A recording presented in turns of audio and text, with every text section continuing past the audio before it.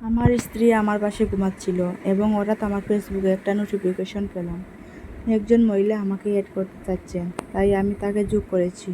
আমি friend request করে একটা মেসেজ পাঠিয়েছিলাম। আমরা কি একে অপরকে চিনি? তিনি উত্তর দিয়েছিলেন, আমি শুনেছি আপনি বিয়ে করেছেন, কিন্তু আমি এখনও ভালোবাসি। সেই অতীতের বন্ধু ছিল। ছবিতে তাকে খুব সুন্দর লাগছিল। আমি আড্ডা বন্ধ করে আমার স্ত্রীর দিকে তাকালাম। সে তার ক্লান্তিকর দিনের কাজ শেষে নিশ্চিন্তে ঘুমাচ্ছে। তার দিকে তাকিয়ে আমি ভাবছিলাম, সে কীভাবে এত নিরাপদ বোধ করছে যে সে আমার সাথে সম্পূর্ণ নতুন বাড়িতে এত আরামে ঘুমাতে পারে। সেই তার পিতামাতার বাড়ি থেকে অনেক দূরে, যেখানে তিনি তার পরিবার দ্বারা ঘেরা 24 ঘন্টা কাটিয়েছেন। যখন সে মন খারাপ করত বা দুঃখ পেত, তার মা সেইখানে ছিলেন যাতে তিনি তার কোলে কাঁদতে পারেন।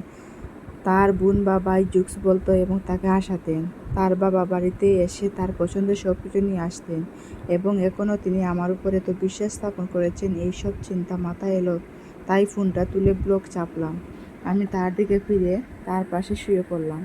আমি একজন মানুষ, শিশু নই। আমি তার প্রতি বিশ্বস্ত থাকার শপথ নিয়েছি এবং তাই হবে। আমি এমন একজন মানুষ হওয়ার জন্য চিরকাল লড়াই করব, যে তার স্ত্রীর সাথে প্রতারণা করবে না এবং একটি পরিবারকে ছিন্ন করবে না।